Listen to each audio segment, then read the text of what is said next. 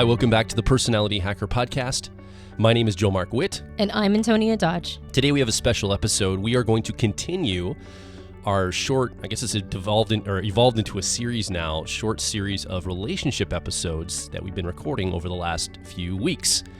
If you remember on the last two episodes, we talked a little bit about the principles of personality type in your relationship, how you can look at some of the differences, some of the similarities, some of the ways that maybe the tensions in your relationship are happening, and how to get through those, thinking about your personality type and the person that you are into a relationship with's personality type.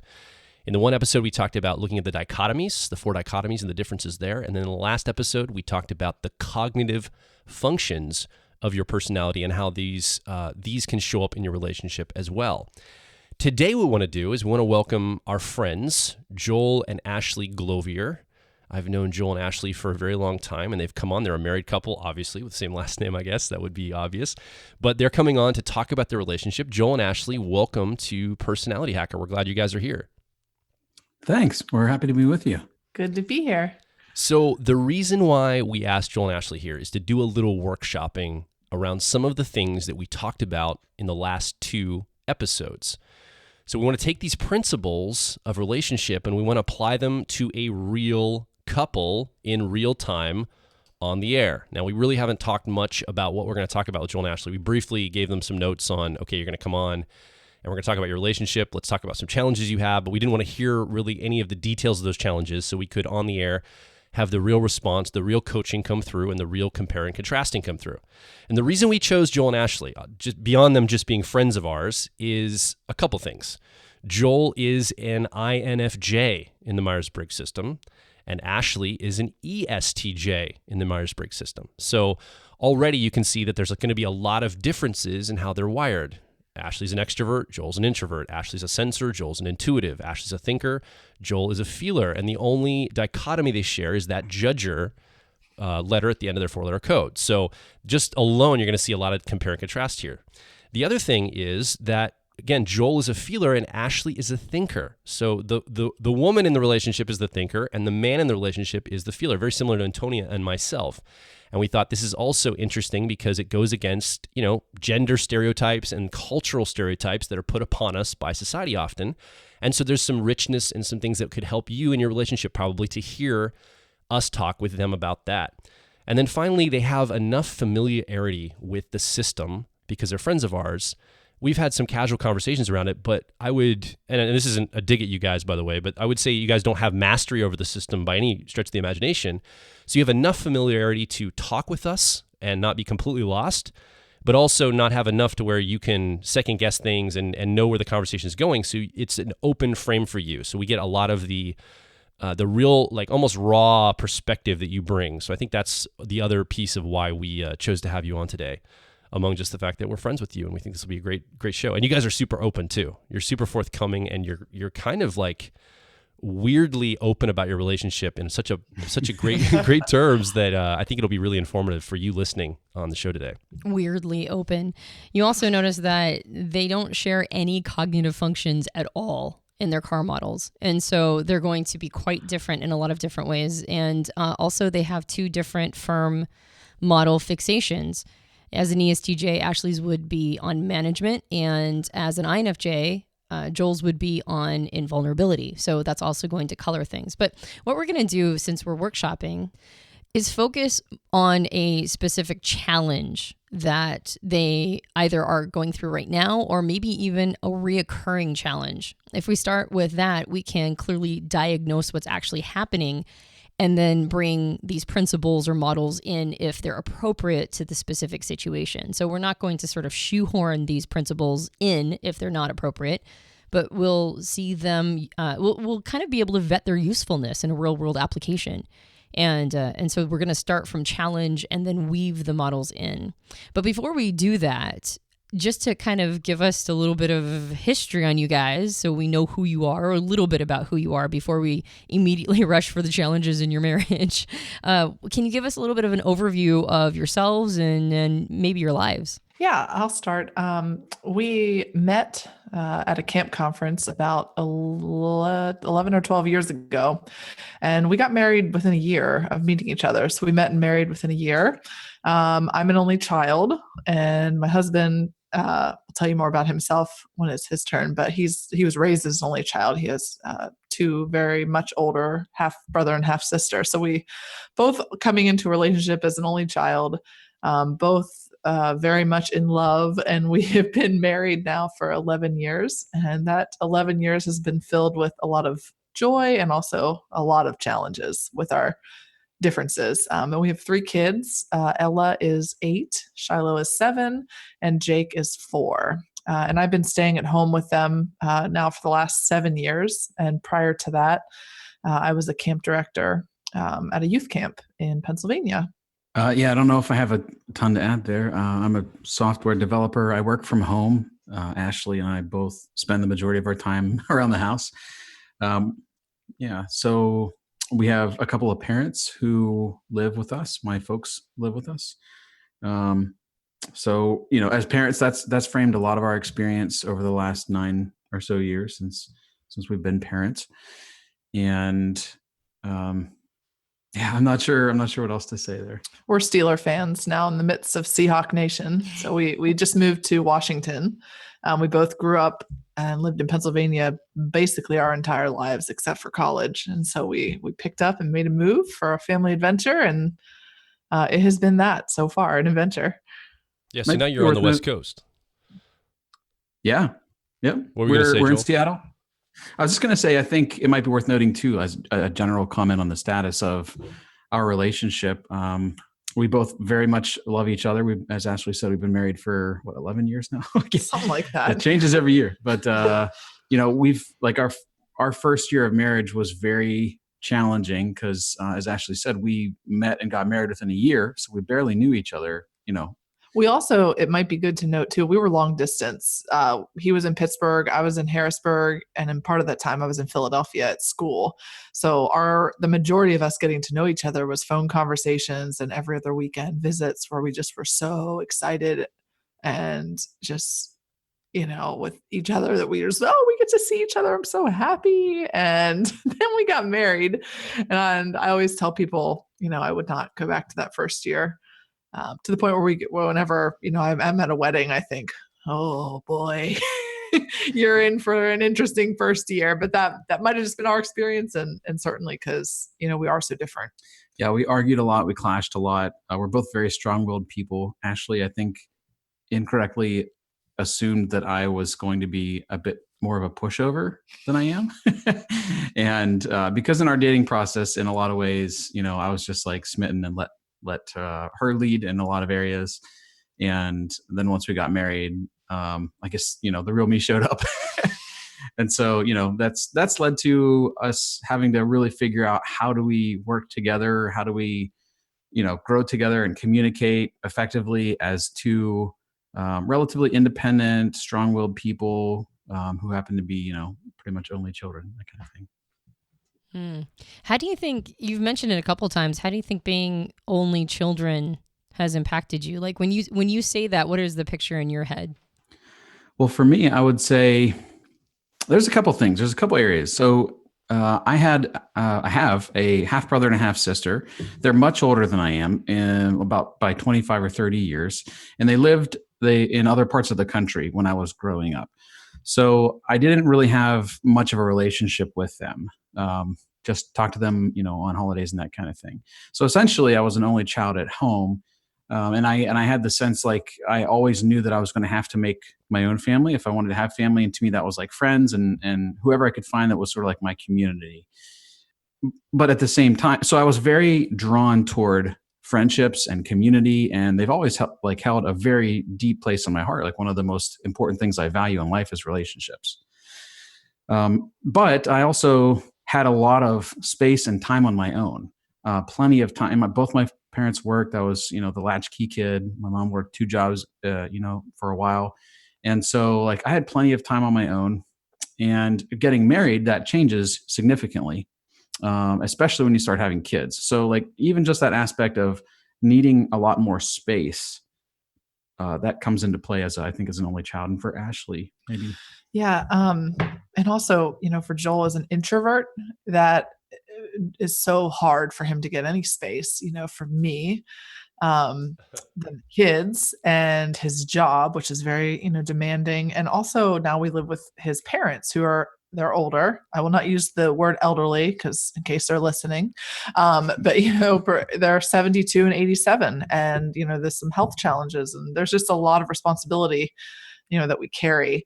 But for me as an only child, I grew up a little differently. I was the apple of my parents' eye. I got a lot of attention, a lot of praise for things I did. I mean, my dad was and still is very affectionate towards me and just thinks can do no wrong. And I went into marriage thinking I could do no wrong.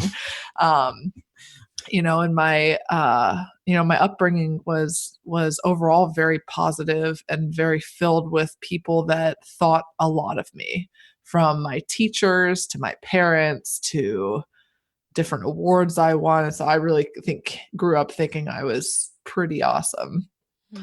I really appreciate both of your candor about some of the things you brought into the relationship.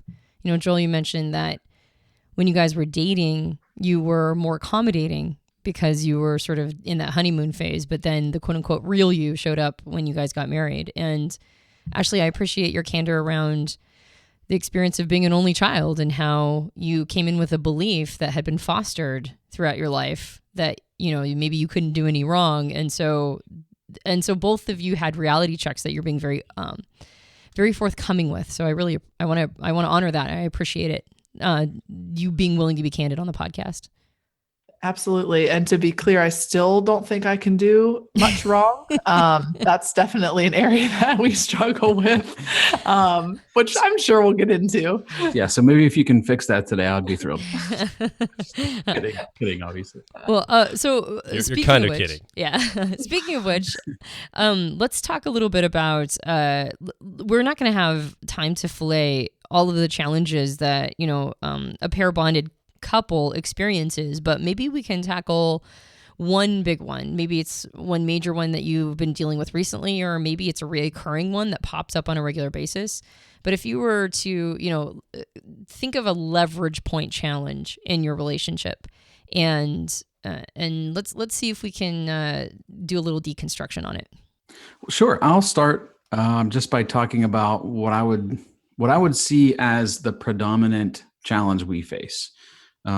It may be oversimplifying to call it the challenge, but I tend to group a lot of things into this framework, and it's really just the aspect of connection in general. Or maybe you could think of it as being in sync or harmony. There's a lot of ways to think about it, but we all operate on different wavelengths.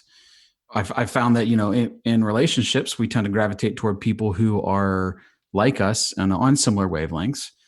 And the challenge is whenever you meet somebody who is not on your wavelength, but there is a significant motivation for staying in relationship with them, whether it's because they're family or coworker, or you pick them as a partner. So it turns out Ashley and I, in many areas, are on just very different wavelengths. And so that makes it very hard for us to connect. It has made it very hard. It's a thing that we've had to continually work at. How do we connect despite these differences?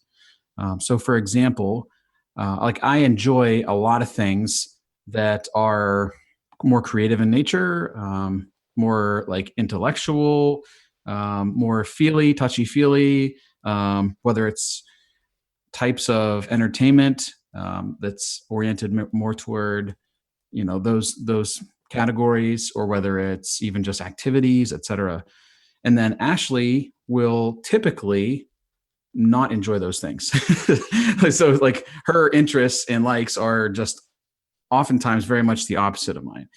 And that's just a very basic area. There's also, communication styles, there's approaches and perspectives on the world and all those kind of things. And those have been, I think, the biggest challenge for us in our relationship, is figuring out how do we bond, how do we grow in relationship with one another? How do we even just continue to like each other, or sometimes try to like each other? There's plenty of times where we have acknowledged that we don't like each other because of the friction, those differences. So I think ultimately it comes down to connection. Like how do you connect with somebody who's so different from you? Yeah. Yeah, that he's so good at summing things up. I have a very hard time when we talk about feelings, putting words to my feelings. And I recently just was informed, made aware of the whole dismissive versus preoccupied tendencies, and I am absolutely dismissive in the sense that I will dismiss feelings. I will try hard not to sit in any kind of feeling. I actually don't even have to try. I just don't sit in my feelings. And it's very hard for me to be in relationship with Joel at times. And also my oldest daughter, Ella, more recently as she's gotten more into her feelings as a 8.5-year-old. It's very hard for me to see why someone just can't get over it.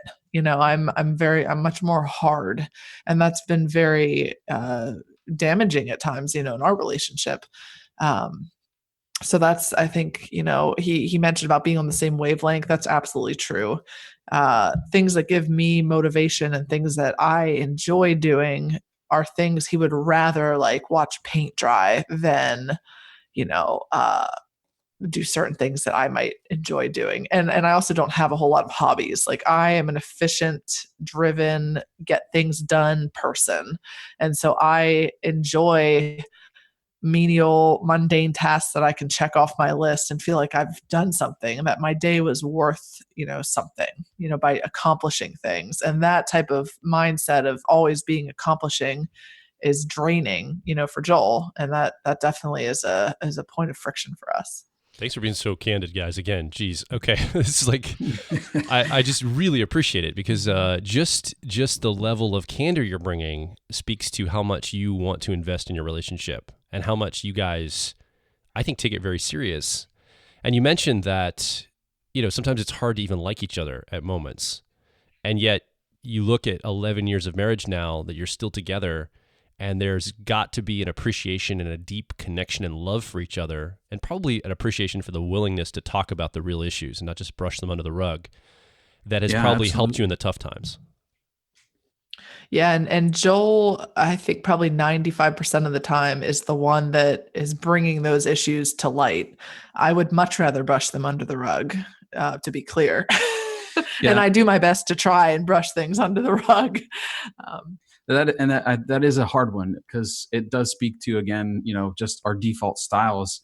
And it doesn't mean, I don't think it means that one of us is better than the other. It's just, that's our default. Like, so Ashley has learned to cope with things by dismissing a lot of things or just moving on or just being able to like keep sailing. And I've learned to cope with things by processing and trying to solve them. And so, it's hard for me when I can't solve something. It's hard for her when we can't move on. And so, those are both like our strengths and our weaknesses. One of the things that's challenging when we're in arguments or conflict is whenever like Ashley just needs to move on. She just needs space. And I just need to find like a solution or a perspective that helps me make sense of it. And then we get caught in like a feedback loop. Yeah. And one of a less serious way that this pans out, recently we had an issue with the Xbox remote, and I found a way around it that I didn't have to research it or fix it. There was a way just to kind of get around it to get where I needed to go with the remote. And Joel picks the remote up and knows it's broken, and he takes like 10 or 15 minutes to try and fix it. And I'm like, can't we just finish the show? We don't need to take all this time to fix it. And he's like, this is one problem I am going to fix and figure out. And he did. But I will absolutely be fine with something not working, and we'll just find a way around it and live with it. And Joel is a problem solver, needs to work it out, whether it's his feelings or whether it's an Xbox remote that's not working. And I will just dismiss whether it's feelings or something broken, just in an effort to stay moving. So you guys just literally moved to a new place across the country, away from most of your friends and family for the first time. You're clear on, you're like almost 2,000-3,000 miles away from your origination point. You took your aging parents with you, and they moved in with you for the first time ever.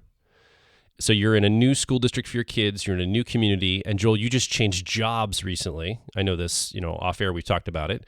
So you're in a new job situation. You're in a community that's brand new, a part of the country you've never really been or spent time in. I think you've got a couple friends there that can give you some orientation, but this is all very new for you. And you're in a new house, and there needed to be some construction, some upkeep. I'm just going over all the new stuff for you. I'm guessing that right now in your relationship, there's a lot of pressure being run through the pipes. The metaphorically, the pipes have a lot of pressure in them relationally because all this stuff's coming down on your shoulders right now. So my guess is that you've had maybe and we have not talked about this off air, so I'm seeding something that I actually don't know is true or not. But my guess would be, just based on human nature, the conflict has probably escalated in the last couple months. Or at least right now, there's a spotlight on it potentially. Do you have an example of something maybe that's been an argument, a disagreement, a tension point around maybe the connection, like you talked about? You've alluded to a couple little things, but something that's like can give somebody a sense, so the person listening right now can really get a sense and identify with what that feels like or seems like or is embodied to a disagreement or some tension point you've had that is a real tangible example that maybe is recent. Well, that's a great question. Some of your assumptions and assertions are true, and some of them, I'm not going to say they're not true, but I would think of them differently. So for starters, okay, you're absolutely right. Like the last several months have been crazy. And it has been honestly for a few years in our lives. Like there's just been so much going on. My folks moved in with us, but they were living with us back in Mechanicsburg since February. And prior to that, we've just had a lot of stuff going on for a while. So the interesting thing about the move is it was very challenging for us because we were doing something that we never really expected to do, and that nobody else who was in community with us, like family, friends, that kind of thing, expected us to do, which brought its own challenges, brought its own set of dynamics that were very stressful to navigate through. But then by the point that we actually executed on the move, because this move was a year and a half in the making, so it had a very long time. It would have probably been much easier if the Band-Aid could have been ripped off in that sense, but so much to do, so much to think about and plan about over the course of a year and a half that by the time we finally moved across country, we were exhausted.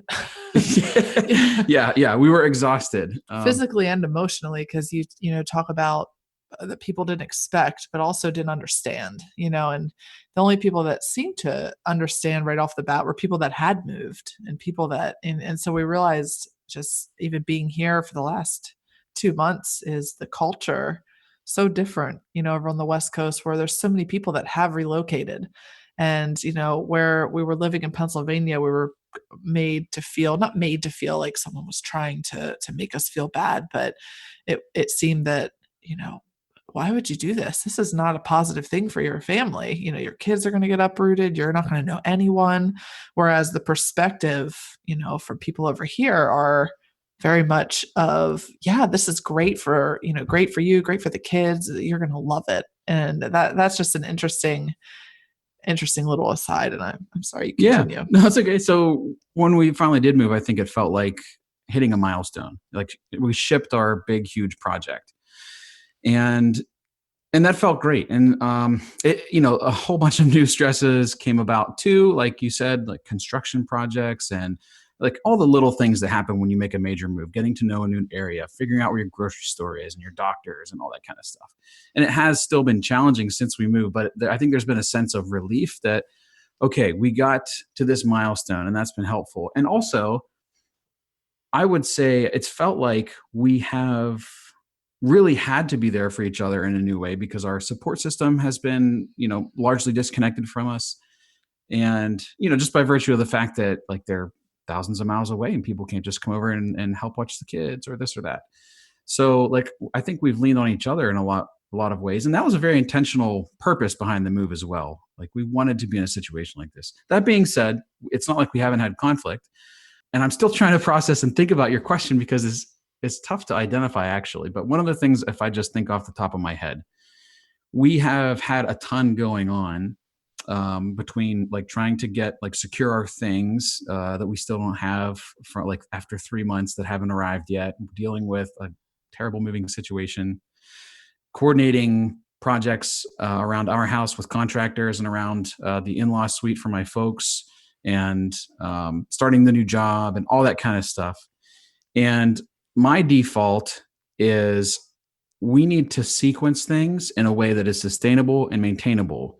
And like, and this comes from my software background too. Like, that's a lot of what I do is project management and making sure a project has defined scope and keeping things in scope and out of scope, et cetera. So whenever I see all these things happening, I need structure around it. Ashley's default nature is a little bit different, where I would say, like, she wants to keep driving and toward everything is accomplished. And like, she gets energized by that, I think, to some degree. Absolutely. I remember being in college, like, I was never a procrastinator. That stresses me out, thinking about waiting till the last minute. I was the type that I would work on a paper from start to finish and check it off, and so having so many projects that are kind of open-ended, I do get energized by that. It's a lot of things I can manage, which is absolutely where I find my joy and also my worth at times, which is not always good. But definitely it's where I shine too. Whenever I can manage multiple projects and oversee things and accomplish things, I just love doing that. And my hardness in pushing towards the goal, very CEO-like, will make those around me feel very run over and very smothered at times. And so that's probably been something that is a consistent thing, not just with the move, but in life. I will find things to accomplish and do. And, I feel a lot of the times when I'm at my my worst, I feel like, well, Joel's just holding me back. Why can't he just do it too? Like, why can't we just plow through together? And so that's been one of our bigger sources of chaos, in our marriage, and also hurt at times and frustrations. So what I hear, let me just repeat back to you what I'm hearing potentially you guys talk about. It's this idea. Let me just pick a hypothetical thing. Let's say that there's a contractor to come and fix, maybe like I think you guys had to like repaint your floors or something recently, or have your floors redone. Let's say somebody's coming to do that, and all the furniture, all the stuff that's in that area has to be moved out. And what I hear you saying maybe is that, Ashley, you are saying, like, I am attuned to the task at hand. Like, I want to get up in the morning, maybe have a quick cup of coffee, and then get right to work moving that stuff out of that room so the contractor can fix the floors. And Joel, maybe what you feel like is, man, is Ashley even going to say good morning to me? Or we're going to have like a quick conversation over coffee? Like, she just is so focused on getting to the room. And in your perspective, Joel, again, I'm projecting this onto you guys, so correct me if I'm wrong. From your perspective, Joel, you say, just like the whole point of doing the room and fixing the floor is so we have it for our family. It's all about relationships in the first place. So you're after this task that's ostensibly supposed to be serving our family. I think you're missing the bigger picture here, Ashley. You're so focused on the detail of getting something done. Can you just take the time? And then, Ashley, from your perspective, it's like, Joel is just slowing me down. Like, I want to get this done so we can spend time with the family later this evening. We could go in there maybe or go somewhere else and watch a movie later, or go out to eat. But if we have to spend all day talking and then working a little, then talking and relating, we're never going to close the loop, and we're never going to get to facilitate the family spending time together. So almost it sounds like, again, I'm projecting this, maybe you could even have the same goal of like spending time with the family, but how you, like, the priorities of how you triangulate there might be different. Or is the goal off completely? Am I correct that the goal is the same too at the end of the day? I think that a lot of that, probably 90% of that is accurate. I am very much about the goal though. If I'm honest, the goal for me is not often about relationship at all. It's about the task, and the feeling you get from finishing that task. So it's definitely, Joel, the goal was always about, or I would say most of the time, about relationships. And for me, it's about, getting stuff done. And I've pondered and wondered, because I'm not generally a reflective person, which you might not think that, because I can definitely can speak, whether on air or off air about my thoughts or, perspectives, but I don't really take any time during the day to self-reflect, which drives Joel up a wall. Yeah, that's fair. Yeah, I would say there's probably a lot of times where where I see Ashley execute and she's just running. So my big thing that I've been starting to cultivate, like sort of as a mantra almost, I want to make a t-shirt out of it, is strategy before execution. And I'm not just talking about because of my experience with Ashley, like in general, that's like a sort of a philosophy that I use in my work and in how I approach life in general. Like I've learned, like, you've got to have a plan, you've got to execute on a plan so that you have something to iterate against, something to evaluate your success or effectiveness against. And if you don't, then what are you doing? So I oftentimes with Ashley, like in these kind of situations that we're talking about, I'll see her, working so hard on something, like trying to accomplish, like, for example, we've been working really well together on this whole move situation. So like, just the summary version is we just got into a really bad situation with movers that are not reputable, it turns out. And so we've been trying to resolve this for like months and we still don't have our stuff. And Ashley and I have had to really work together on making progress on all this stuff, doing research and trying to keep tracking things down and talking to companies or federal agencies, all that kind of stuff. So whenever we work together, like I noticed that, like, she oftentimes wants to just take an action, and I oftentimes just want to stop and think about, like, what action should we take? And so that sort of dissonance is one of the challenges. Yeah, for sure. I am a, start firing, just start firing away and you're going to hit something, you're going to get something done. That's not, for Joel, a valid perspective. Yeah, like that doesn't make sense. I wouldn't say it's not valid, but it definitely drives me bananas. So you Thanks mentioned, for all that, by the way, guys. That's all good stuff. Thank you very much. Yeah, absolutely. So Joel, you mentioned that you think the reoccurring challenge is connection. And then you define connection as being in sync or in harmony and not necessarily being on the same wavelength. And I want to ask you, Ashley, how would you define connection? And do you think a lack of connection is actually the challenge would you agree to that being the challenge?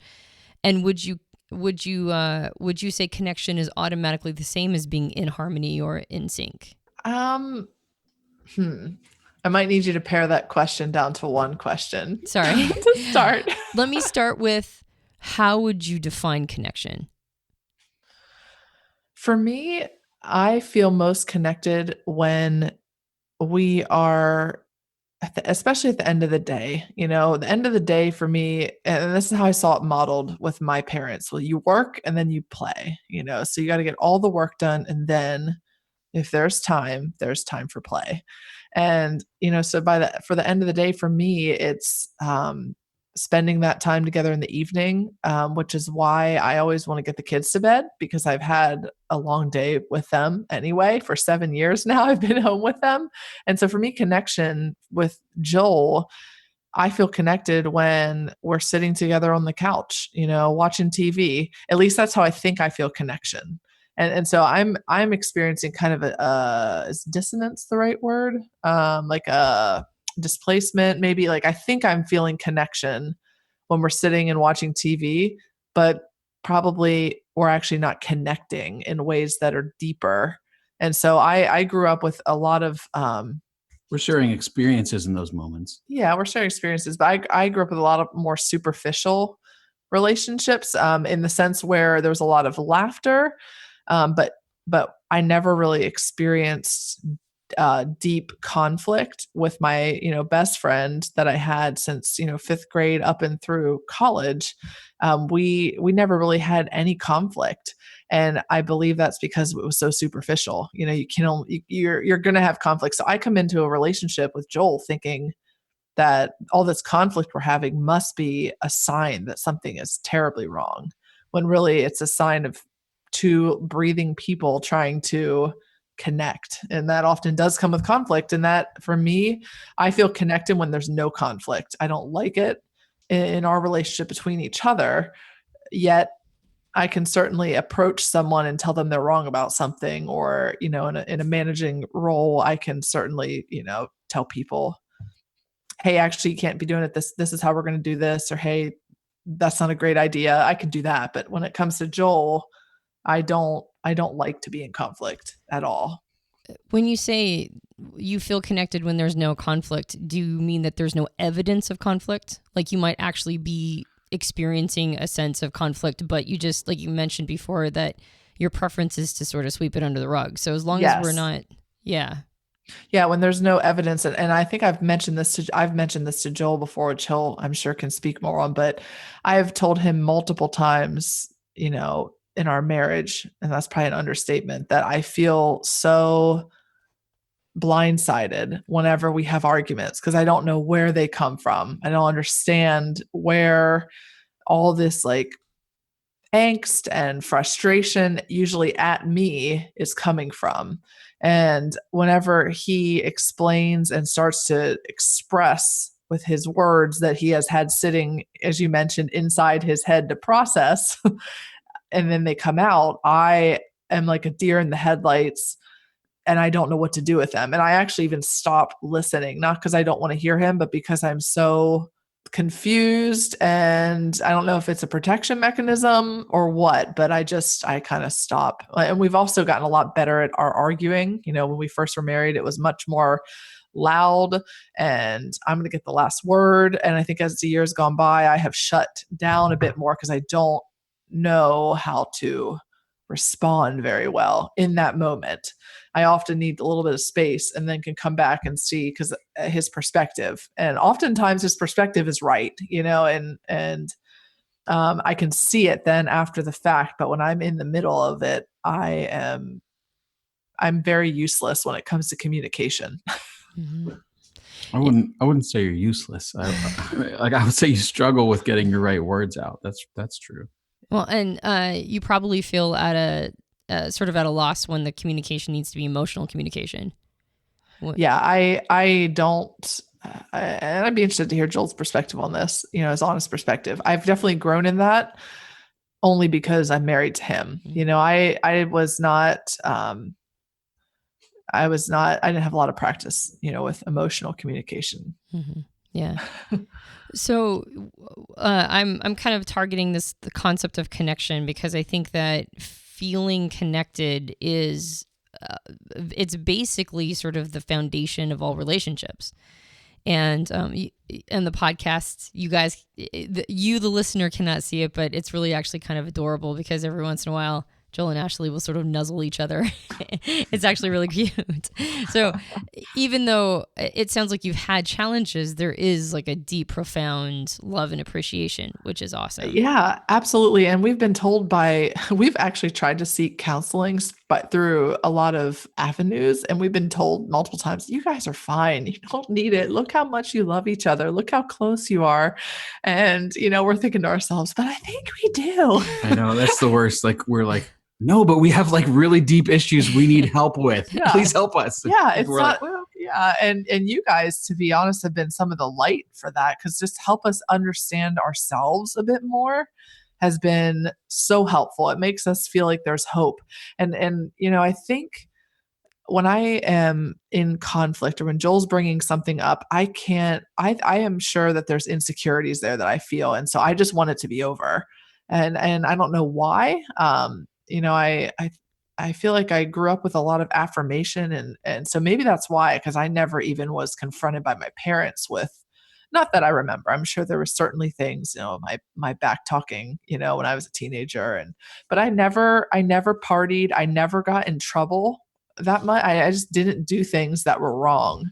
And so when Joel tells me that these things are hurtful that you're doing, or this is a wrong way to look at it, which at his worst, he can be very critical. But what he has to say is there's definite truth to it, but how it comes across, I don't know that there's any way that probably, especially earlier in our marriage, that Joel could have confronted me or constructively critiqued me without me being offended, because I just never had that. Yeah, it's tough. I would say like if I'm my bluntest in not being like loving and gracious toward Ashley as a person, I would say like, there's times where I feel like she doesn't have a growth mindset, and it's not a fair assessment, but like that's the thing that I feel that I get frustrated about, because she just wants to keep executing in the same path or thinking in the same way or expecting like, oh, we'll just always do this one thing. And then I get frustrated that like, no, because like I am a I'm perpetually like in the growth mindset because I feel like I've got to always keep learning. Sometimes to my detriment, where I can't just be like satisfied. He can't just relax and have fun. There's always, for Joel, always something weighing on him where he feels heavy. And I grew up with no heaviness. Everything was light and fluffy. My family gatherings, which I am going to miss going to this year, our Shali family gatherings, it's full of laughter, full of repeating the same stories year after year. And they're still, to me, just as funny, but and Joel's family, in contrast, just to give you a little background, his family, there's full of PhDs and dissertations and analytical thinking and thought. And I just am exhausted talking about it. I just want to I just can't. I don't like talking about those things. I should say it's not that I don't like it. I don't choose it. Yeah. And so I believe that Joel actually is right. I don't have a growth mindset when it comes to some things. I would much rather prefer the status quo. Well, I think it goes back to like the couple of things we've learned from you both, which is about, Ashley's perspective is effectiveness. Like if there's not something that we can accomplish, why do it? And my perspective is my driver function is perspectives, right? Like, so I always want to be learning something. Yeah, exactly. Well, and what's delightful about the two of you is that you couldn't be better archetypes for your personality types. You couldn't be like sort of better examples of the two, and healthy. Like you guys are healthy examples as well, which is great.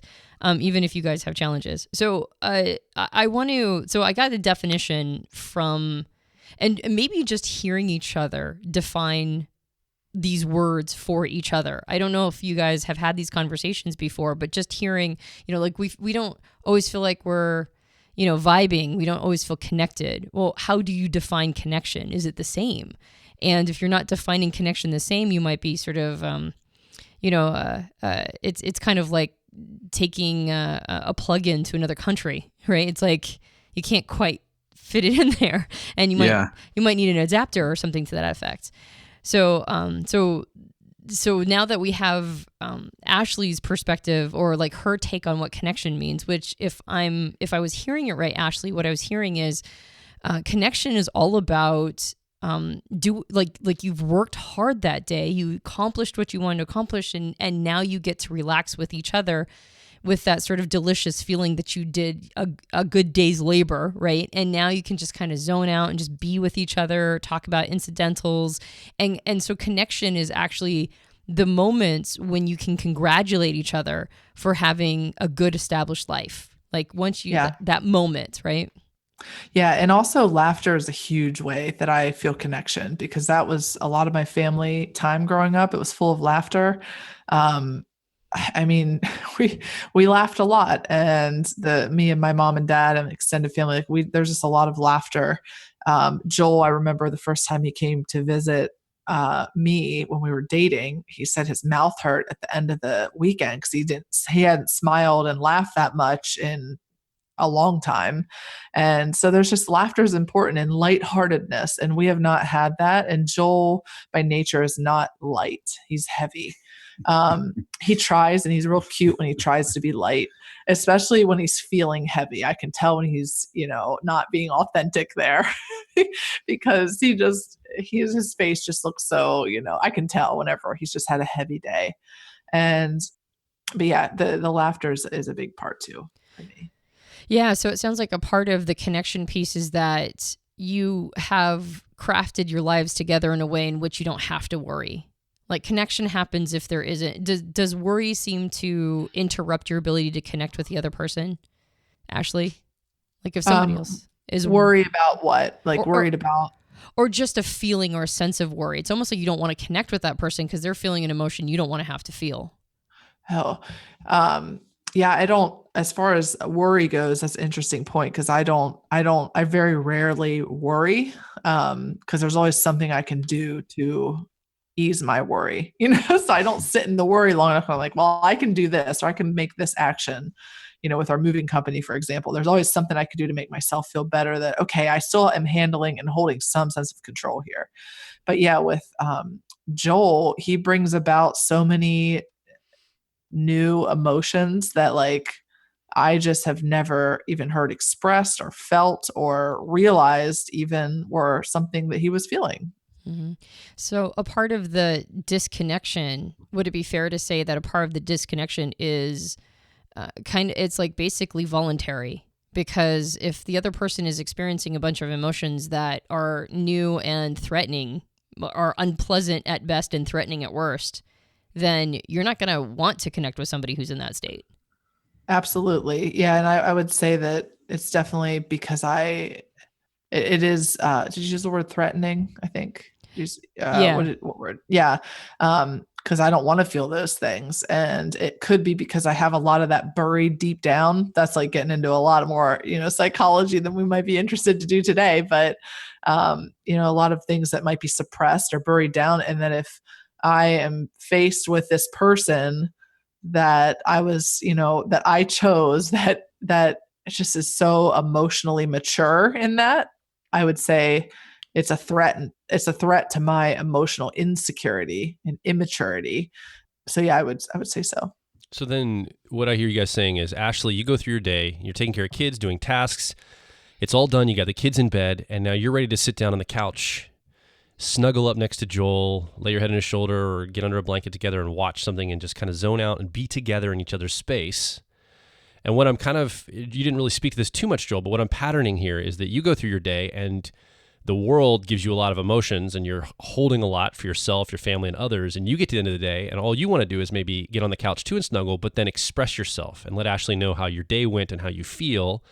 And sometimes those things at the end of the day, because we're just going to zoom in on the end of the day experience, those things can be in conflict with each other, not because you guys want to be in conflict with each other, but because you almost have different ways of approaching that chill out connection time at the very end of your day together. Whereas Joel, you might want to be more expressive and let Ashley know what's on your heart and mind.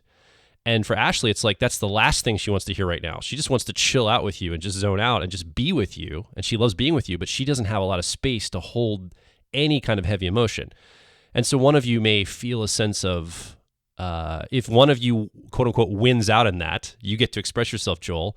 Ashley might feel like she has to take a hit from, not being able to zone out. And if you, Joel, don't get to express yourself and you just chill out, you didn't get to purge out the things that have been building up all day for you with the person that you're in love with and you love and you want her to be in connection there.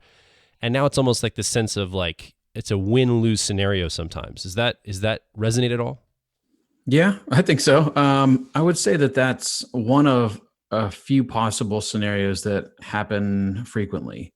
And one of the other very common scenarios is that I just need time to process everything on my own. Like I've got so much in my head and emotions and thoughts and all this stuff that like mostly things I don't want to have on my mind, things I don't want to think about, things that are keeping me from actually being able to just be present and enjoy life in general. And so like I need time and space alone to be able to process those things, whether it's for like just thinking and reflecting and like coming up with solutions or brainstorming or just like being able to observe the thoughts or like prayer and meditation or whatever it is that like whatever I need to do to like process my experiences. Like I need alone space for that. Skateboarding has been one of the things that has honestly been a huge help in that, because if I can find time to go out and go to the skate park for like an hour and a half, it gives me something to do so that my body is active and my mind can sort of let go of some of those things. But it's hard. It's hard to find that time to do that kind of thing. So, because usually Ashley wants to be with me, like there's a lot of times where I would be happy to like just like fall asleep with the kids. Like sometimes when I put them to bed, they would always love for mom and dad to fall asleep with them, like cuddle. And so like, I'd be happy to do that for the rest of the night and just crash or to go be on my own. But Ashley, like her need is for connection time, just relaxing together. So that's different. And then the other one is, and you're saying you can't relax until you're able to process through that. So whereas I think we're relaxing and having fun, he's holding on to things he still needs to process through. And I also believe that because he works remotely, there's no drive time. His commute is to walk about, 50 steps out to the office. And so he doesn't even have that time to transition. And he's been working remotely now full time for the last almost 6 years. Like, so it's, Well, for honestly, the last 14 years, yeah, I've that's been true. remote. Other than when I worked for Cure for like a year and a half, I was in office most of the time. So before we get into any sort of diagnostic around how your personality types are impacting a lot of these things, because I think they are a lot. There's like a lot of different things that popped up for me as you guys were talking that are pretty, sort of typical for your types.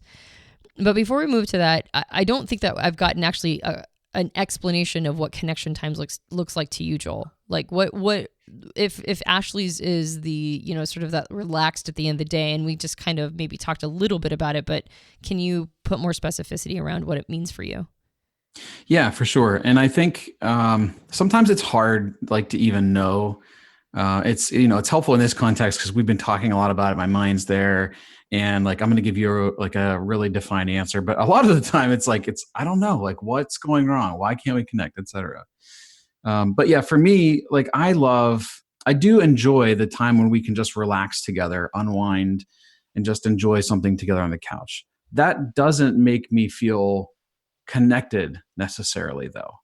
And Joel, you asked about talking and stuff. I mean, I guess what I was getting at with my response about needing alone time is that it's not that I want talking all the time, because I definitely need plenty of space. I actually have way too much talking and too many sensory inputs in my life in general, I think.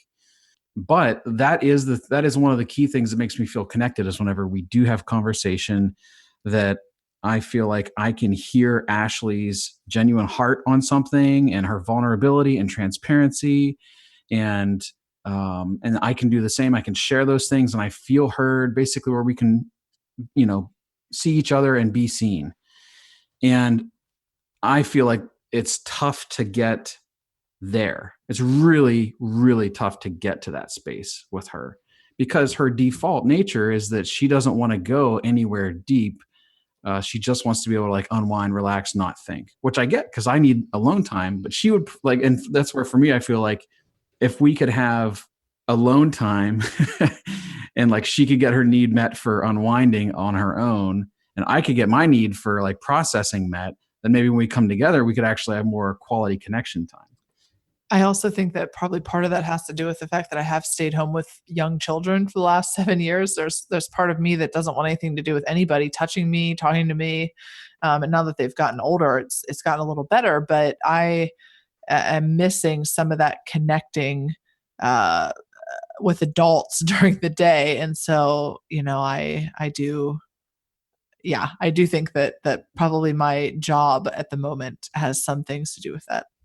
But sorry, I know I still didn't answer your question. Like, as far as what connection looks like for me, I think it is both conversation, getting to those places where we can like explore things, but it also has something to do with, I think, engaging on things that are stimulating.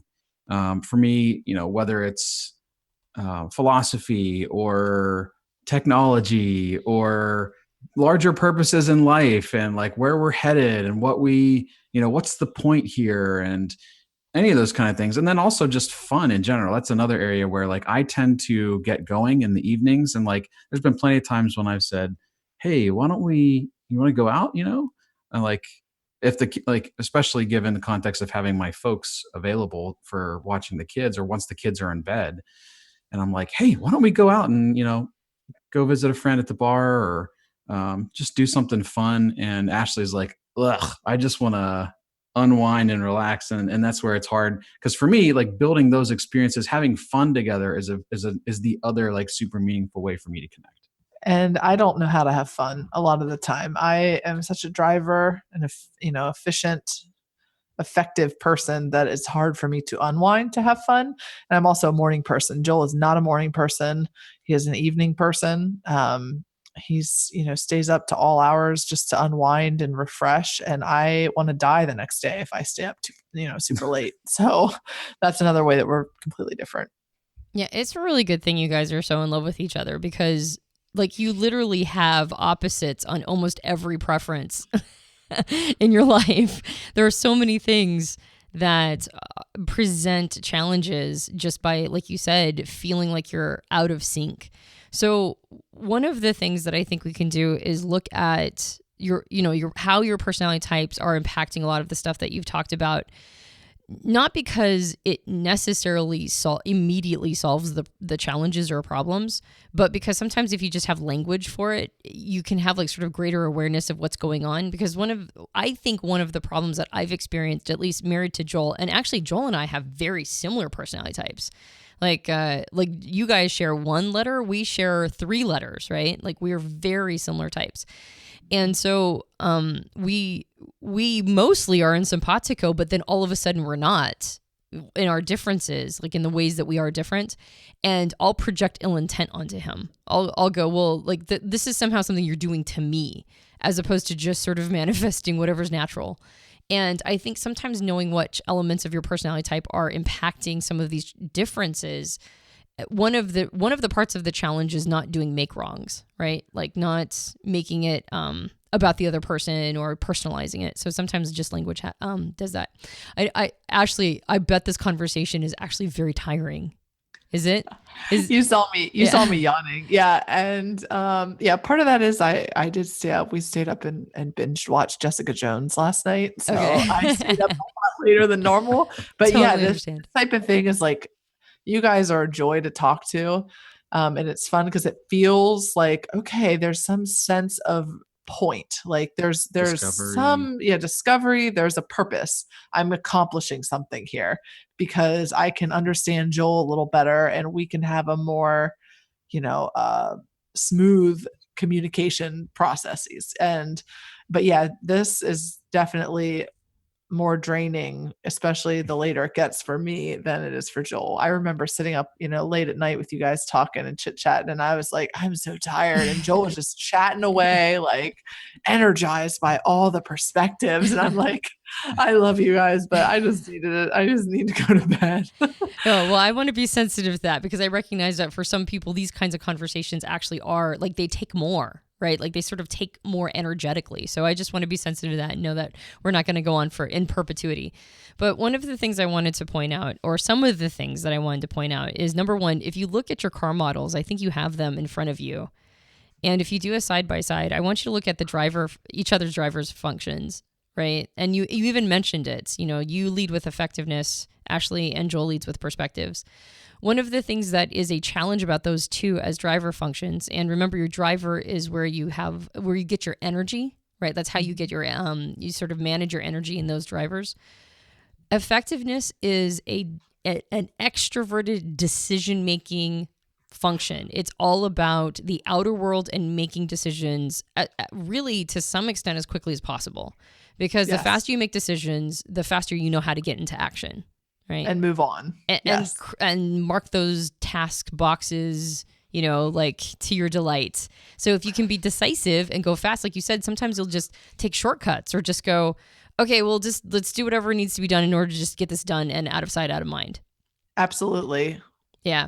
And whereas Joel's driver is perspectives, it's an introverted information gathering and processing function. Meaning that it's all about sort of rumination and having quiet time in order to process. Like you guys are describing, like the challenges you're describing are the challenges of each other's driver function. And the bigger challenge amongst all this is that if you don't get enough time in your driver, you'll start to get depressed and dysthymic. And so you're wired to do opposite things. You're wired to effectively require completely opposite activities in order to feel fully resourced. And so the only thing you can do in order to acknowledge that is make sure you guys have in your, sort of in your schedules, how you've crafted your life, that you make sure to honor both of those things time-wise.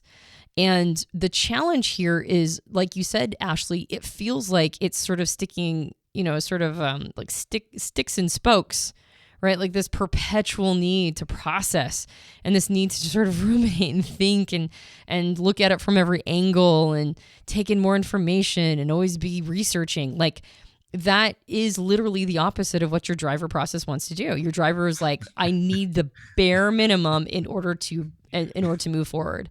And so not only does it feel like something that's confusing, but it also feels like it's after you, right? Like like it's harming what you need to do for your own sake, and vice versa, right? It's getting into action perpetually is actually quite distressing for perspectives, because perspectives, actually the name of the game for perspectives is sustainability. Like it just wants whatever is sustainable. So it needs to think, it needs to future pace and think and project and try to run simulations as much as possible to ensure that when action happens, it was the right one the first time.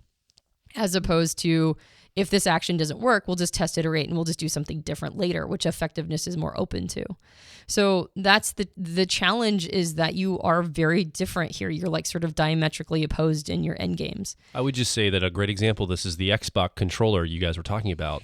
Ashley found a quick workaround to get the show to start on Xbox. You're watching together, and it worked. It would have worked. But Joel's like, no, we need to stop and think about creating a sustainable solution so we don't have a broken remote. This problem again. Yeah, so we don't have it again, right? So that's just an example. I'm just pointing to highlight a specific example of something you mentioned earlier that speaks to what Antonia just mentioned. Mm-hmm. So the challenge is it's not something that can be, it's not something that is just a problem and it's just always going to be a problem. You just have to live with it. Usually the challenges come from when we start to see them as a problem in each other. Like when we define it as a problem, like not just a challenge that needs to be sort of navigated around, but almost like a character flaw. And even if we fully acknowledge that that's just how our partner is wired, and we just go, okay, well that's the beat of the drum that they march to.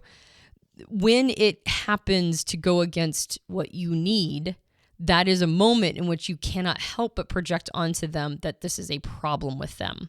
Like they've done something to me. And so being able to pull out sort of this wiring and sort of like set it in your hand and look at it and just kind of like go, okay, that's how that works. One of the most powerful things it does is depersonalize the situation. It's not personal. It's just how the person's wired. And short of a lobotomy, it's not going to change, right? Like that's the only way it's going to be different. And so what's nice though is that each other's drivers encourage you, both of you, to get into each other's co-pilots, actually. And the co-pilot process for you, Ashley, is memory. And the co-pilot process for Joel is harmony. Now, that seems to be different than your drivers, right? Like how does each other's drivers encourage you to get into your co-pilots? Because those are different functions. But the reason why is, Ashley, ESTJs perform the best when they are slowing down, when they're actually not perpetually in action, because the driver function isn't efficiency, it's effectiveness.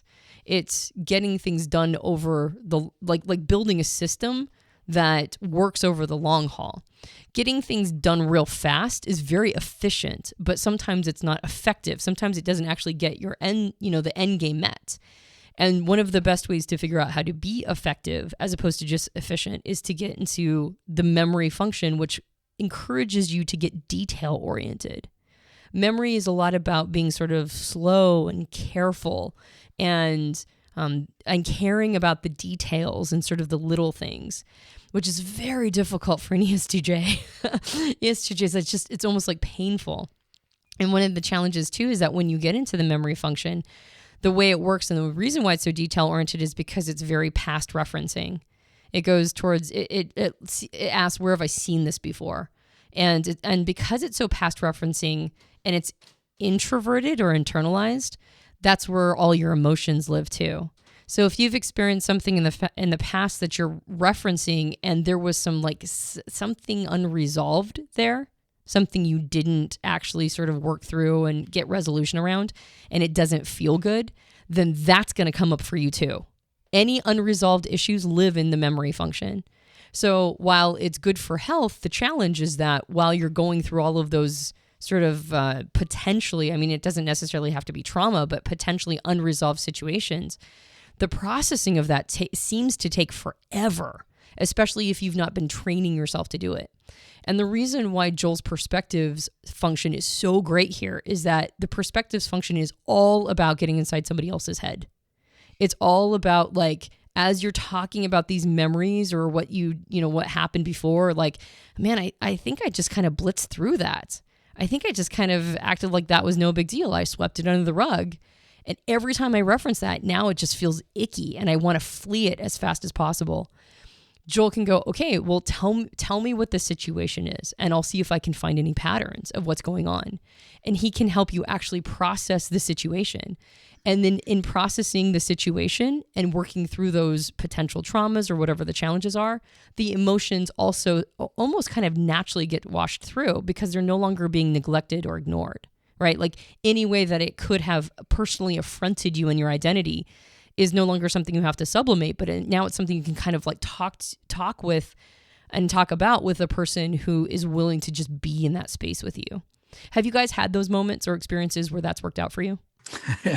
Yes, I think we certainly have. I think it's hard for us to get there. Yeah, and that's one of the things that I think is one of the biggest challenges for me.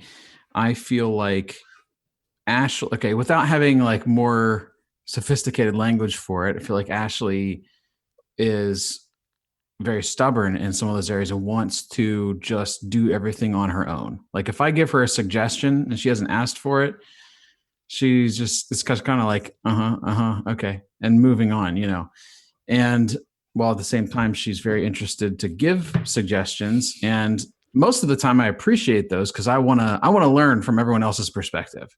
So it's hard for us to get there, but whenever we do, like whenever she is like actually seeking my input or perspectives, then I feel awesome. I feel like, yes, I have a purpose in this relationship. There's something I can do to help this person grow along their path and, journey forward, et cetera. Yeah, I think my biggest personality flaw, which I wish I could dig into this a little more with the co-pilot. You said, we're best when we're working in our co-pilot.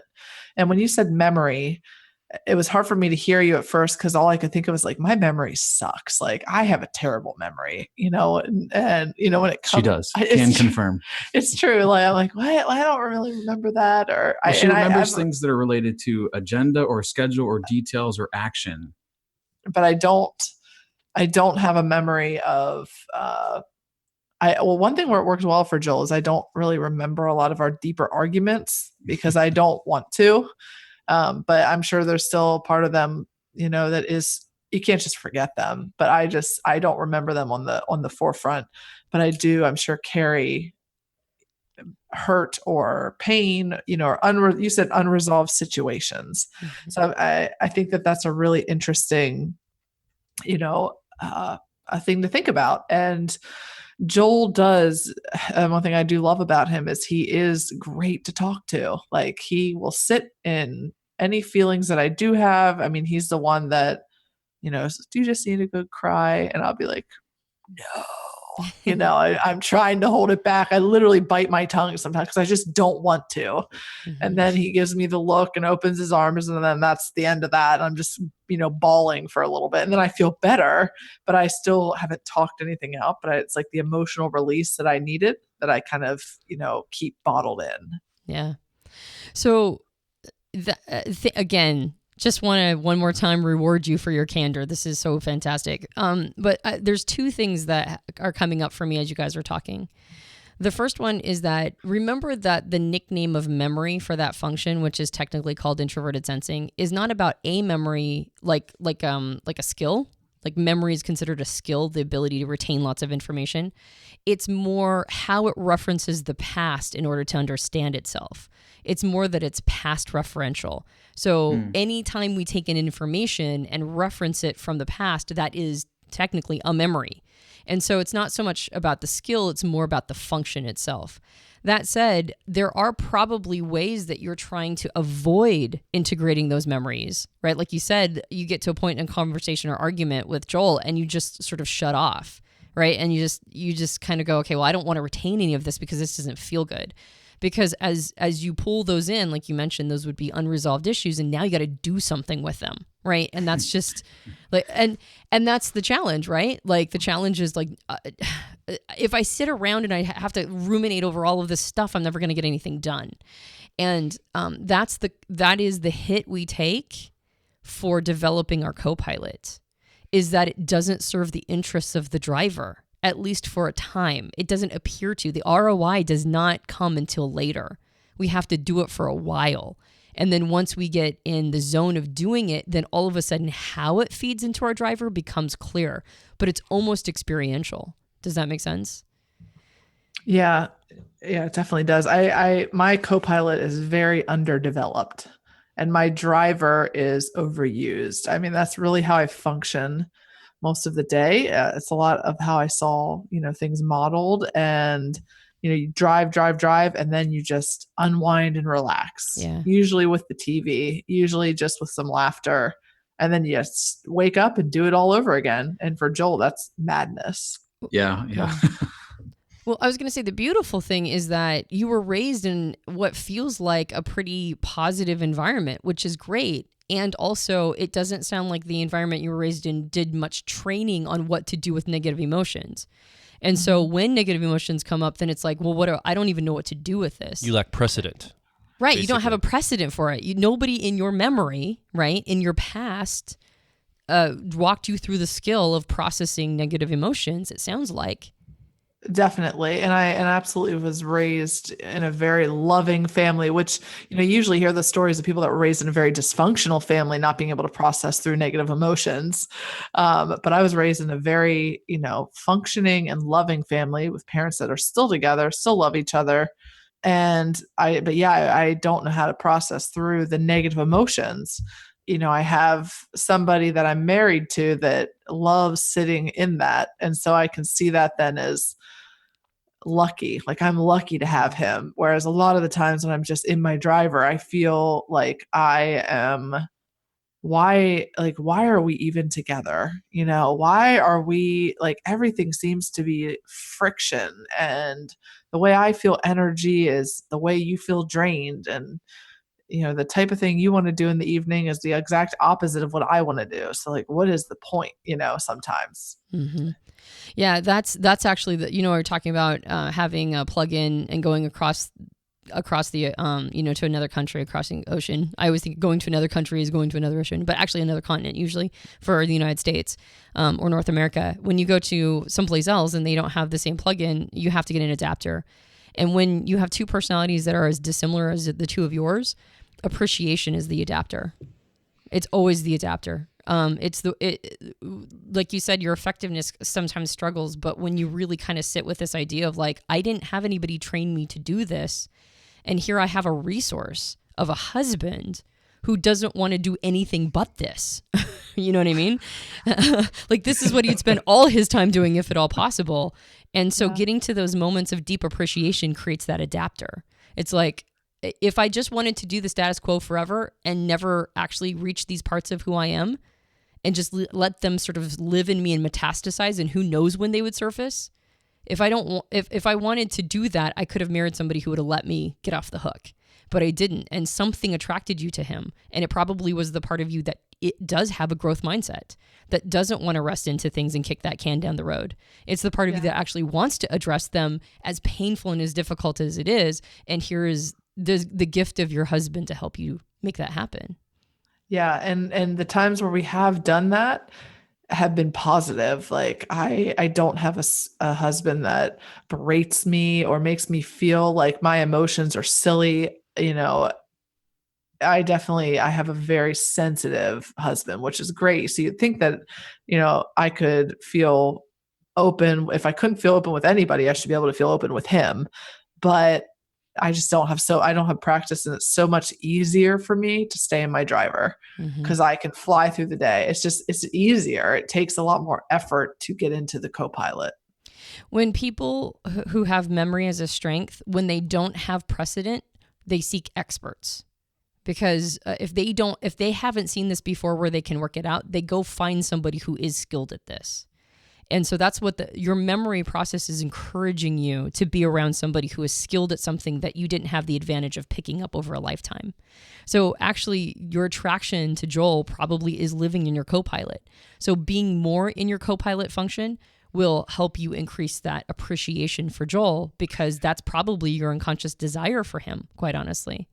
Now, that part of you, I just want to say something really quick. I knew you were about to say something, but when you were talking about the stubbornness that Ashley brings and like the I want to do it myself. So your 3-year-old function is authenticity, right? And the technical name, yours, okay. Ashley, your 3-year-old is authenticity. And the technical name is introverted feeling. It's all about identity. And one of the things that authenticity one of the things that can happen to it when it's not very sophisticated, like when it's a 3-year-old function, is that it gets kind of easily threatened. Like it kind of feels sometimes like it's incompetent and it has to prove itself. So when you were saying that, she'll go like, well, I just kind of want to figure these things out on my own. Like this inner work, I just want to figure out on my own. I got an image of Piper at 3 years old insisting on washing her own hands in public restrooms. Do you know what I mean? Like figuring it out. Like, no, mommy, I'll figure it out. And like trying to crawl up on countertops and, trying to get like, do you remember when your kids, Piper's still in this phase where she wants to do everything herself. And if I just go do it for her, she loses her mind because she wants to have done it herself. That's what's going on, is your 3-year-old authenticity is going, no, I want to do it myself. And there's some truth in that. Just like Piper needs to, and all kids need to figure those things out on their own over time, that doesn't preclude needing some assistance along the way. And as you do more of this inner work with Joel assisting you, actually, you will be able to do it more and more yourself. Do you know what I mean? Like you will get through that time period of the insecurity that comes with the clumsiness of doing something for the first few times. But in the beginning, especially if you've been kicking the can down the road a lot, in the beginning, he's a valuable asset for this world, for this inner terrain that is uncomfortable, and he's a gorgeous safe spot for that. So yes, he is. Yeah. For the listener, Joel and Ashley are both very attractive people, so that probably also helps. But so he's a great spot for that. So does that make sense to you? Is that like kind of helping you sort of see it in a way that maybe can help you go to the place that where Joel defines connection?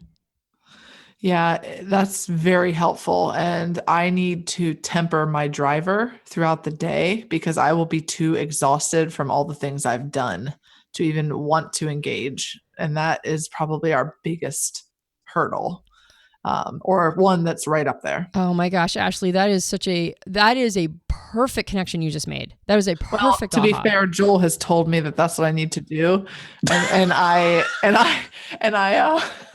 it's true because I do get so tired at the end of the day. So just so the listener doesn't think I'm super intuitive.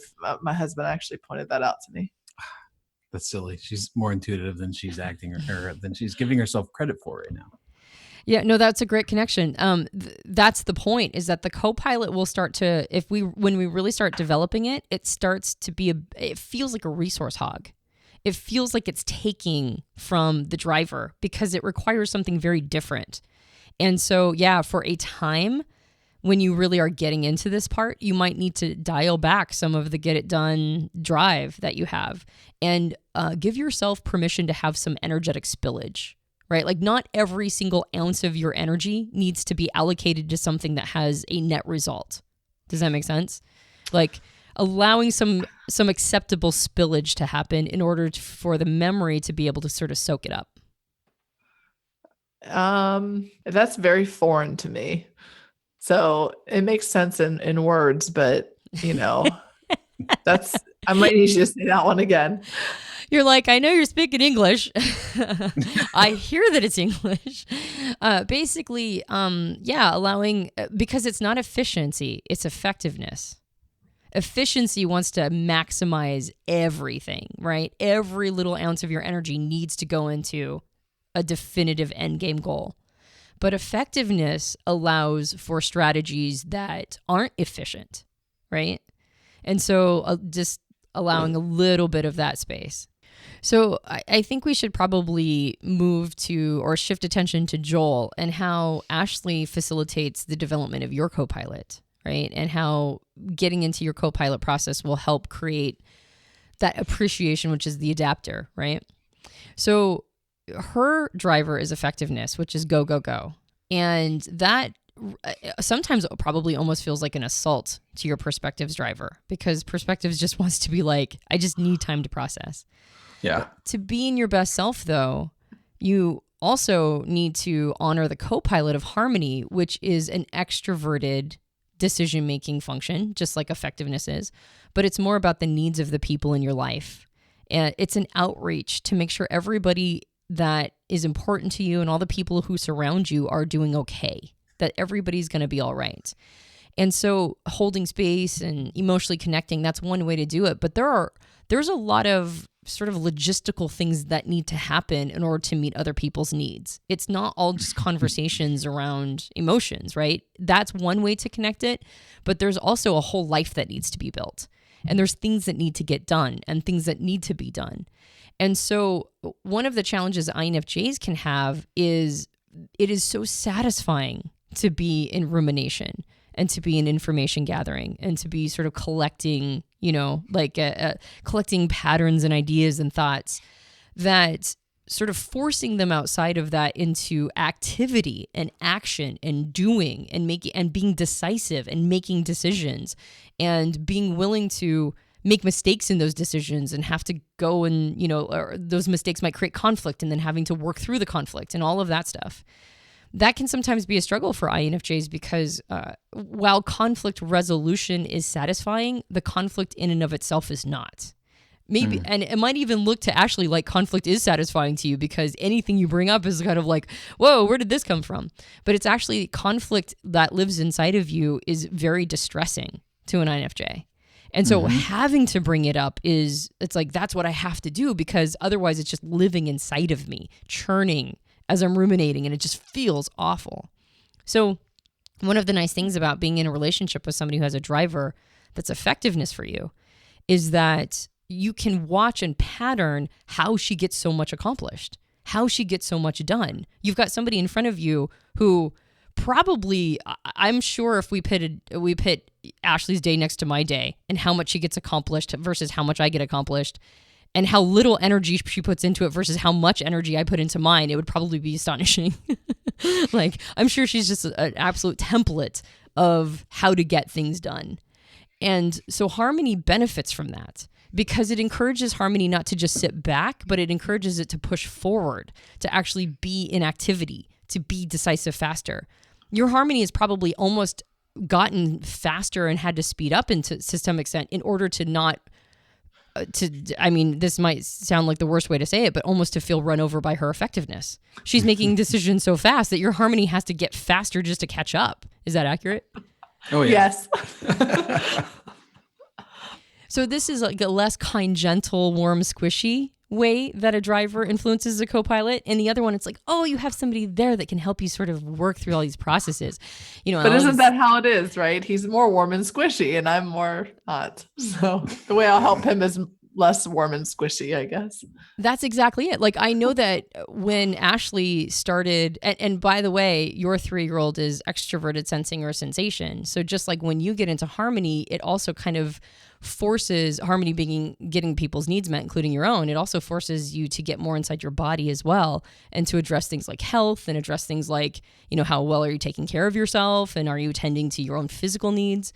And I remember when we first started really truly hanging out after a while, like a time when you and Joel were sort of separated and apart and reestablishing a relationship. Ashley was going for you were a certified trainer, like a physical. Just to be clear, Ashley and Joel were not apart. No. Me and Joel had been friends for years, and we had just gotten reconnected in the recent years. Just want to make sure that's clear for you listening. That's my introverted thinker accuracy, bringing in unnecessary details that nobody cares about. Which is totally what I do all the time.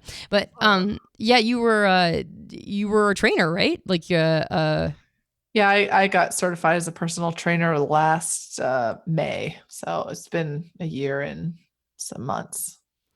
And just having that, how sedentary would you be if your spouse allowed you to be? If you were in I know I'm asking this of Joel. If you were in a relationship with somebody just like you, would you, if they allowed you to be fully sedentary, would you allow yourself to be fully sedentary on some level?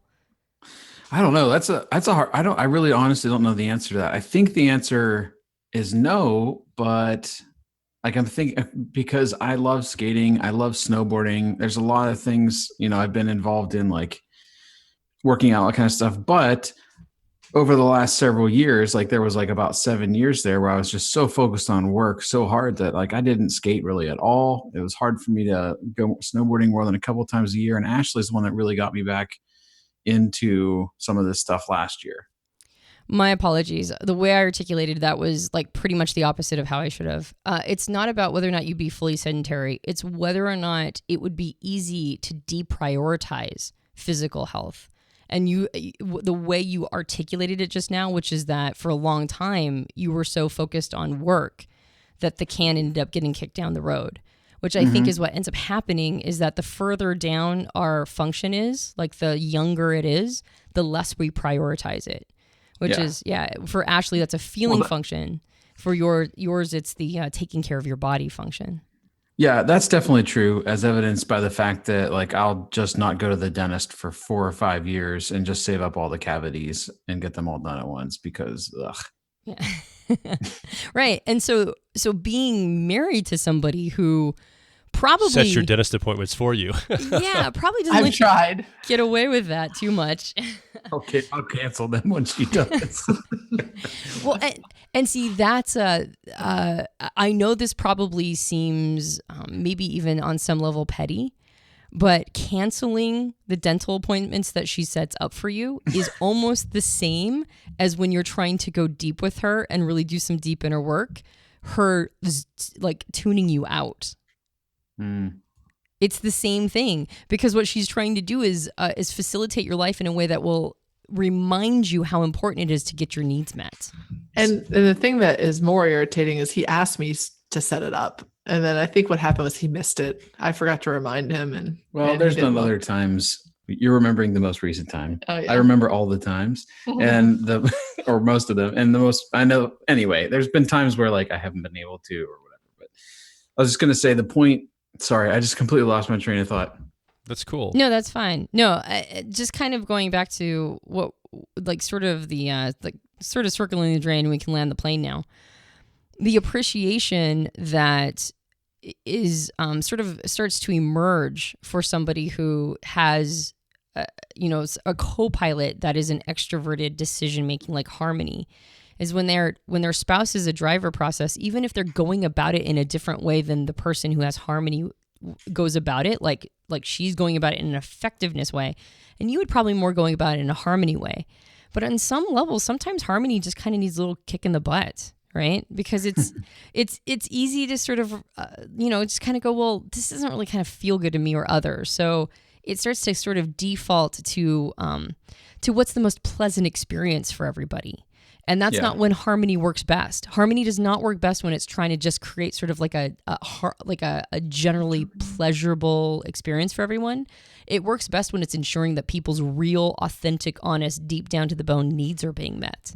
And a lot of those needs are unpleasant and have to be navigated through. And an effectiveness person has the ability to shut down it doesn't feel good, but it need, that part of them that says, this doesn't feel good, this isn't pleasurable. They have an ability to shut that down long enough to just make it happen and get it done anyway. And so Harmony can kind of take a lesson from that to go, sometimes getting people's needs met, including my own, is just an unpleasant process. It's just unpleasant, but it ultimately accomplishes the goal of the need actually being met. Does that make sense? Yeah, it does. Definitely. I think one of the things that stands out to me about that too is sorry, I'm just catching my thoughts again. Oh man, I guess I don't have anything to say. I'm just absorbing it now. It's just really interesting. He's inner processing. Yeah. He'll have plenty to say later, and I'll have to be. Yeah. So the interesting thing about that is, like you mentioned, it's not just making sure that everyone's happy, but like that their deep, real inner needs are being met. And that's the thing that's really difficult to navigate, especially, in a context where like you're responsible for, like yourself, your own needs, your partner to some degree, and then like your kids and like other people in your life, parents, yeah, and then friends, and then of course like coworkers and all that kind of thing. And like you have different degrees of responsibility for that, and some of those things are more healthy than not. But like when I'm thinking about the things that most consume my mental energies, it is easy to stay on that surface level where you're like, is everyone just feeling copacetic, or like how do we get to the deeper need that really needs met? And when it comes, I guess, back a little bit to me and Ashley, that's where for me, I see like my role in her life. I want to help her grow. Like I know that her need like today is to get XYZ accomplished, but I know that that's not like her real deep inner need. And that's where like I want to help her unlock some of the deeper things that are the deeper needs. Yeah. Yeah. And that's where it's a benefit to me, and where, like you had said, I can look to him and appreciate, going back to the appreciation, the adapter to appreciate that. That was probably the hugest takeaway for me, from talking these things out. Something that I see with Joel is where it is not a strength, is he's so worried about everybody else that his needs always fall to the end. Exercise. He has said many times, I just don't know how I can get the exercise in. And, different things. I say, like, we're members of the Y. It's only 8 minutes away. And he will always say, like, well, I just can't get there. And for me, I look at that as like, yeah, you can. You can get there. It's a matter of, maybe deprioritizing your work a little bit more and prioritizing yourself. And that's where I'm strong at doing that, in maybe not prioritizing my inner emotional needs, but I'm good at prioritizing what I need to be healthy, whether it's exercise or space or a pedicure. Mm-hmm. So just like your memory function, Ashley, didn't have very much skill development from the past, helping you know how to kind of process the situations that still need to be processed, especially the emotions and that sort of thing. And so Joel being there and being willing to help you do that is a gift. The same goes the opposite direction.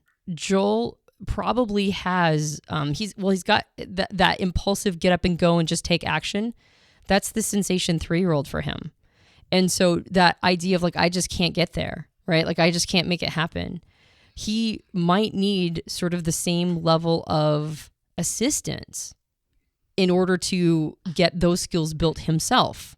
Because just like the 3-year-old's like, I want to do it myself. The 3-year-old can do it themselves eventually, but in early days, they sometimes need a little bit of assistance. And so sitting back going, well, just get your butt to the gym, right? Just make it happen, right? That kind of attitude is would be a similar attitude to Joel going like, just deal with your inner shit. Like, just make it happen. Just like address your feelings. It's kind of the same thing. Does that make sense? Absolutely. He has told me before that a lot of times I'm a fixer. I'm, the typical, gender stereotype of a male. I'm the fixer. I'm like, well, here, what can I got? Let me just take care of that for you. Or let me do this for you. And he would much rather me help him think through of a strategy that will work for him. Right. Exactly. And so recognizing that he probably was attracted to you for kind of the same reason you were attracted to him, which is that there's something about you that doesn't want to rest on its laurels. It doesn't want to kick the can of the inner work all the way down the road. Otherwise, it wouldn't have paired itself with somebody who is valuable, like invaluable, for helping navigate that space. And the same thing, the opposite direction. Joel, you are probably attracted to Ashley for a very similar reason, is that she encourages you to take the actions you know are healthy for you, take the actions that you know are good for you. And I said it in a terrible way earlier, would you allow yourself to be fully sedentary? And I don't think you would be. But you would, if the person you were in a relationship with allowed you to, you would kick the can for a while, for quite a while. That may be very true. I mean, especially given like there's so much time where I'm exhausted and I would just like collapse. Yeah. So again, just recognizing that the two of you were attracted to each other, not just because, I mean, the narrative and story is like you were a long distance relationship. So you were super excited on the weekends when you got to see each other, and then the real world set in.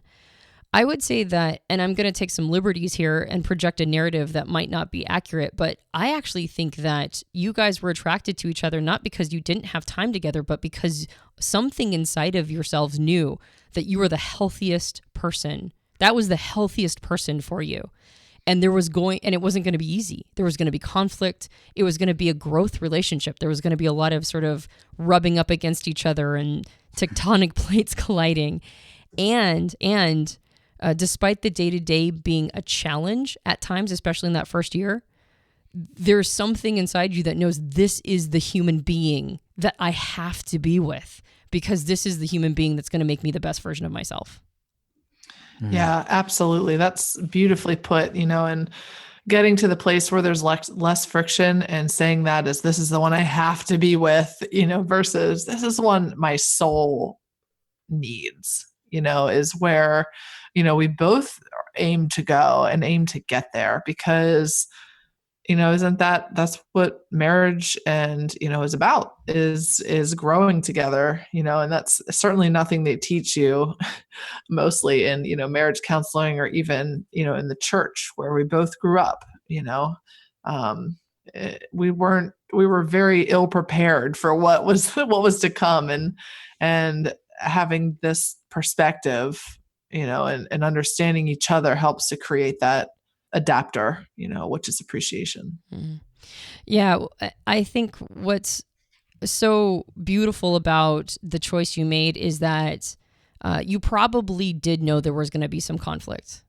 Like, you're both smart people and you both have enough intuition to know that the weekends of fun were probably going to create a challenging day to day, and you chose it anyway.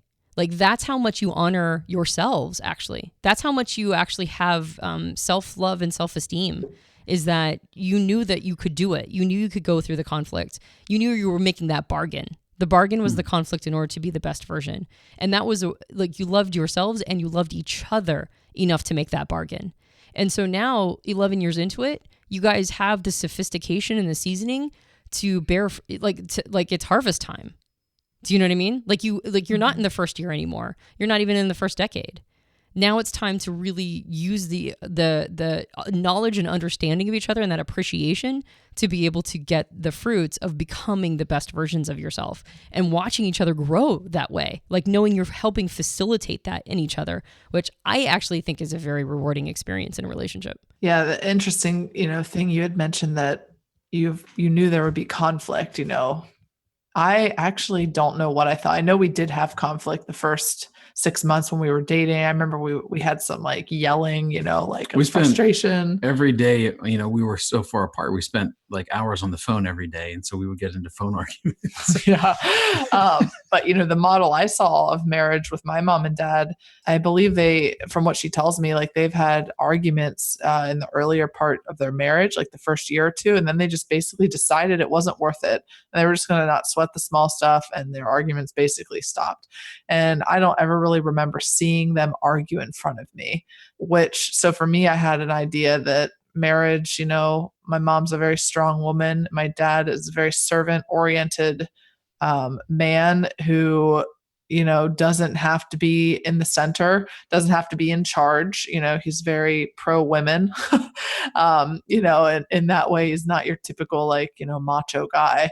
And my thought was, well, if you're in a good relationship, there really shouldn't be a lot of conflict. I was raised with the idea that, marriage is hard, but it shouldn't be that hard. If it's that hard, it just might not be the best fit, Yeah. And I think, that it depends on your perspective. If you're looking to grow, and you have to have someone that's going to be different than you.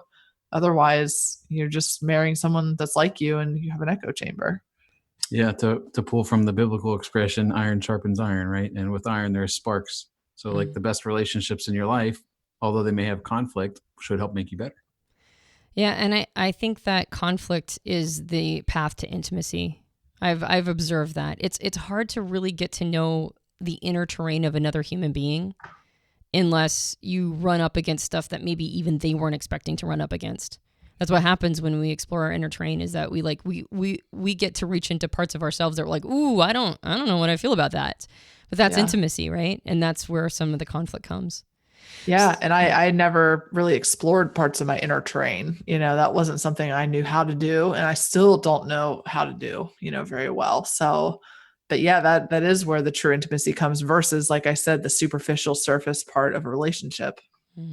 And the more you develop your guys as co-pilots, right, and help facilitate each other, not doing it for each other, but helping facilitate the other person grow in it, the less you're going to see that criticism or the criticalness in Joel come out.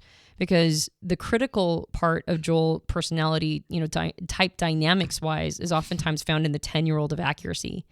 And it's because the harmony function isn't loud enough, and accuracy gets a louder voice and it becomes critical, versus that sort of sweep under the rug, sort of spaced outness, right? Like the part of you that sort of shuts out and gets distracted in conversation, that will happen less because that comes from your 10-year-old of exploration, which is like when it's trying to be defensive, it goes into ooh shiny mode, right? It's like, okay, what else can I be thinking about? Anything else? Yes, it's like you're in my brain. Yeah. And so the more you work on memory, which is like, okay, no, I'm going to stick with this. I'm going in. Okay, all right. Hold my beer. I'm going in, right? But that's what memory is about for you. So the more you get into your co-pilot of memory, the less your intuitive exploration part is going to do an ooh shiny on you. And this is so helpful. It's so true because it is a lot of work for me, and it's helpful to know that it's not always going to feel that way if I put the work in. Isn't that great? Isn't it nice to know that these are skills that can be developed? You just have to It is so nice. Absolutely. Just especially for an effectiveness person, because I can't be spending too much time for the rest of my life trying to develop this. It's got to get a little easier. It makes you feel like there's hope too. And I mean, honestly, we're genuinely people that want to grow, ourselves and in our relationship, et cetera. And we're willing to put the work in. It's so hard to know sometimes even what to do. Like or we where said, to start.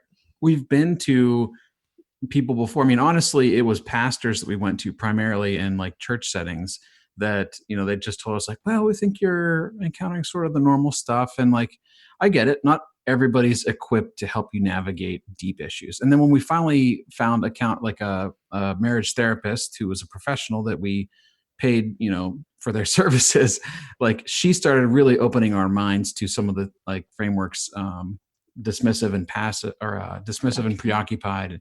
But I mean, honestly, talking with you both over the years, just in friendly conversation, has given us the most effective tools that we've had to navigate some of these things and actually feel like we're not like just stuck on a crazy cycle. Yeah, it's so nice to speak to that, Joel, that there are tools that you can use, that you don't get caught in that hamster wheel of relationship. I know I've been in a relationship before where I just didn't know what to do when the tension points hit. And I didn't have any language, I didn't have any tools. I tried to pull on the tools that I had to my disposal, and like what you say, Ashley, like with my parents, it seemed like it worked for them. And when I try to use the same things in my marriage, my relationship, my first marriage, it just didn't work. And I was like, what's wrong with me? Why am I so frustrated? Why is this not working? And now, maturing and having these tools available, you're right. This can be so powerful. Both of you are right, for building that relationship that I think we all really do crave, that intimacy, that connection. I mean, we're together in relationships. You listening too, if you're in a relationship, we're together in relationships for a reason.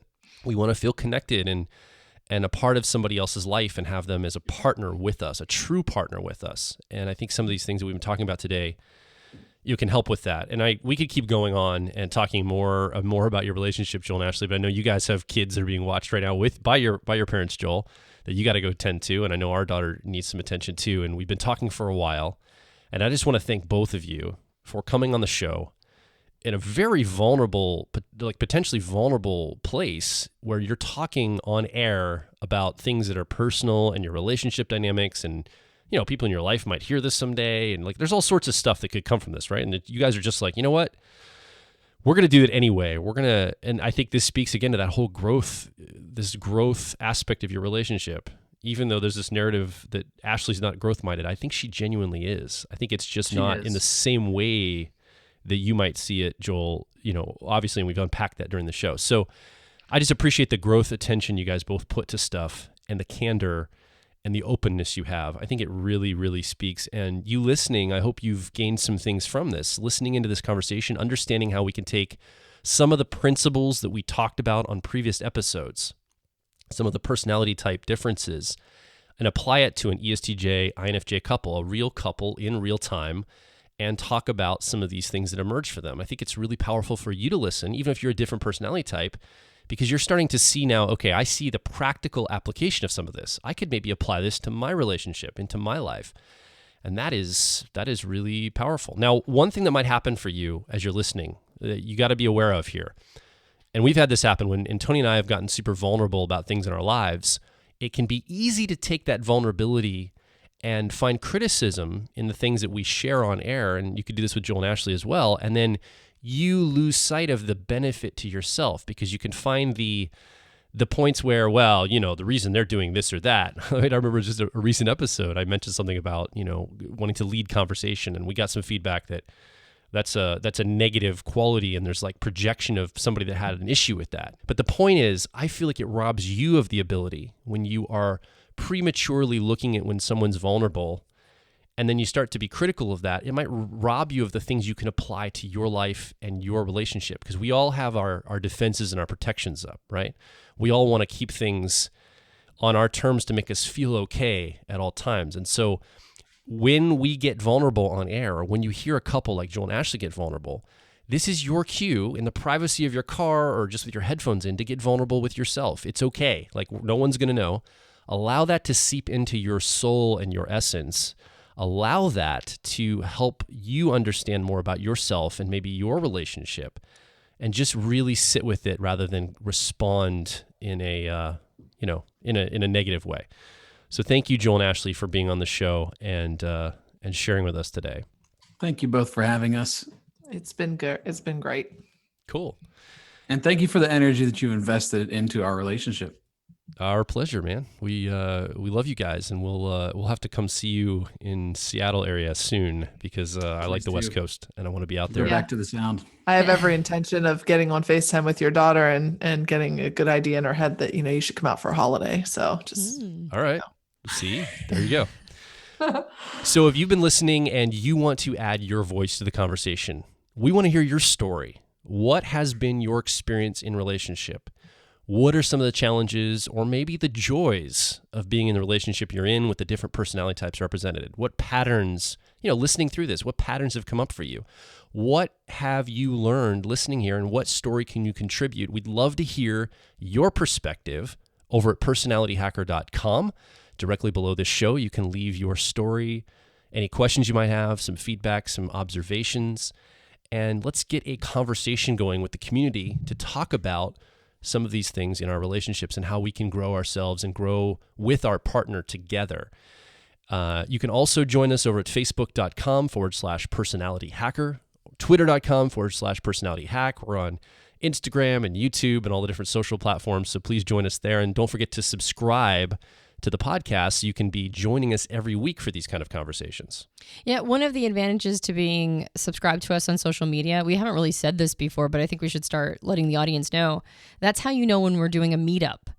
We mostly set the information out in the different social media channels. So if you're not subscribed to us on Facebook or Twitter or Instagram or whatever, then you don't know that we're coming to your city soon, which we're doing a meetup next week. So it's important to follow us on social media if you'd like to get in the, sort of the energetic field and vibe of people who are like-minded, who are also podcast listeners, who are into these maps and models for personal development and growth. Sometimes we get really lonely and we just want to talk to people who are into, who's into the same stuff that we're into.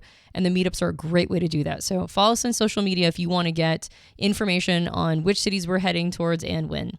And of course, our book is out. So if that's something that would be intriguing or interesting to you, go check it out on Amazon, Books A Million, Barnes & Noble.